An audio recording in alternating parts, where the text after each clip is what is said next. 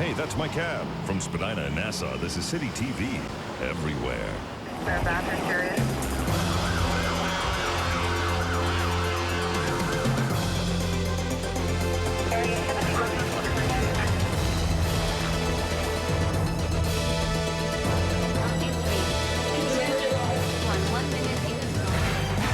Good evening. The day after the worst crash ever at the CNE Airshow. Tonight, still no sign of the airman, but the search continues.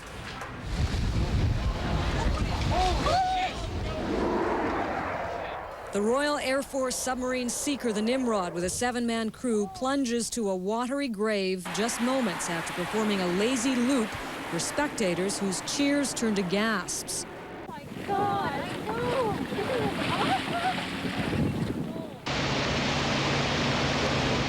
Today, the Metro Police Marine Unit and its divers were scanning the surface and 60 feet under the crash site, but no sign of the 7 crew or the fuselage yet.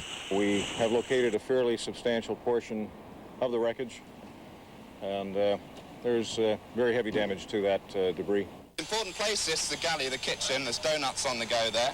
Ironically, the crew invited our Jennifer Peck on board for coffee and donuts and a tour on breakfast television Friday morning before the tragic twist of fate.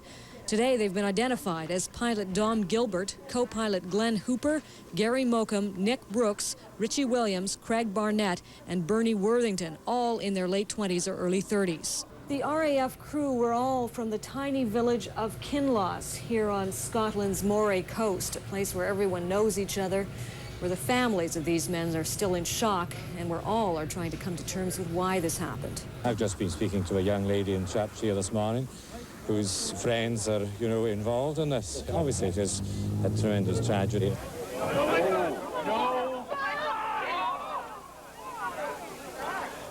We still don't know how or why the crash happened, and we may not find out for some time. Divers are searching the wreckage now for signs of the crew. They had to wait until after today's performance before they could go back down. The air show went ahead as scheduled today, and videographer Todd Southgate was there. There are 7 crew members from the Nimrod who were not on board the craft yesterday when in front of thousands it plunged into Lake Ontario. They, along with the president of the Canadian International Airshow, the Royal Air Force, and other performers, agreed that the show should go on as scheduled today in respect for the 7 who lost their lives yesterday. Souvenir Airshow programs here. It has come quite clearly from the aviators, and specifically the RAF, that they felt it was a fitting and appropriate tribute to their colleagues to fly today and to conclude the final 2 days of the air show. I've been seeing a lot of these black ribbons here today. Can you tell me what they're about?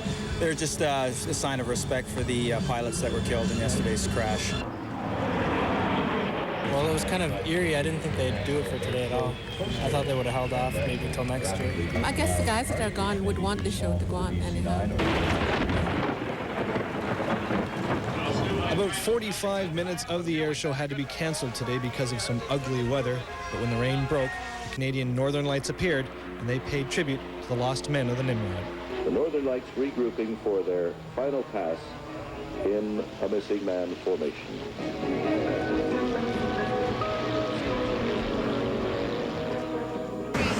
With the exception of the rain, air show employees tell me that the attendance wasn't really affected today because of yesterday's accident. The show wraps up tomorrow. I'm videographer Todd Southgate at the CNE City Pulse.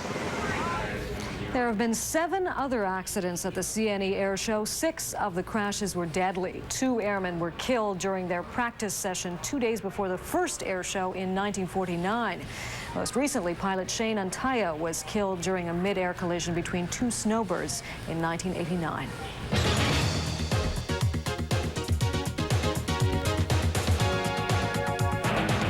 Tonight, police have ID'd the gunman in a shooting right here at Pape and Fulton. Happened in this restaurant last night. The victim, Avis Benjamin, is the owner. She was shot twice. 1 bullet hit her in the face, the other in her back.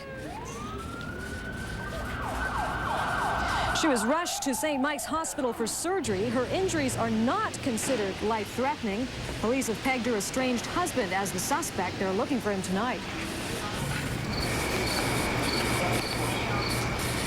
5 5 people are in hospital tonight after a vicious stabbing attack in a Burlington home. Police believe violence was part of a family fight.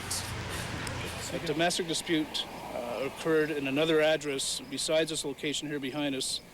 The woman involved in this came to this address to visit some friends here in the family car with some children. A short time later, a man showed up. We believe it is possibly a husband. There was an altercation. One man's in Oakville Hospital in serious but stable condition. 4 others suffered non-life-threatening injuries. Police searched the yard and found what may be the weapon. 30-year-old David Puskas of Burlington's been charged with attempted murder.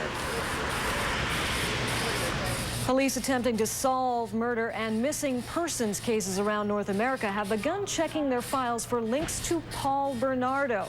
According to the OPP, the imprisoned killer has not been ruled out as a suspect in at least 3 unsolved murders or disappearances dating back to 1988. And regarding the Bernardo investigation, we've been asking you all week, should the Crown have cut a deal with Karla Homolka? If you agree with what they did, call 870-2242. If you think there should have been no deal, call 870-4424. So far, 22,925 of you have come out against Karla's deal, but only 2,545 approved. We'll get the final numbers and lots more thoughts on the whole Bernardo case.